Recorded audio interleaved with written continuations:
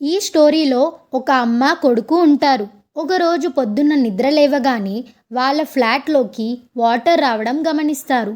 బయట చూస్తే బాగా వర్షం పడుతూ ఉంటుంది. ఈలోగా ఆమెకు ఒక ఫోన్ కాల్ వస్తుంది. ఆ ఫోన్ కాల్ తను పనిచేస్తున్న ల్యాబ్ నుంచి సెక్యూరిటీ ఏజెంట్ చేస్తాడు. ఆ సెక్యూరిటీ ఏజెంట్, మిమ్మల్ని రెస్క్యూ చేయడానికి వచ్చాను. మీరు వెంటనే పై స్టేర్స్‌కి వచ్చేయండి. ఇంకాసేపట్లో మీరు ఉన్న థర్డ్ ఫ్లోర్ కూడా వాటర్ వచ్చేస్తుంది అని చెప్తాడు.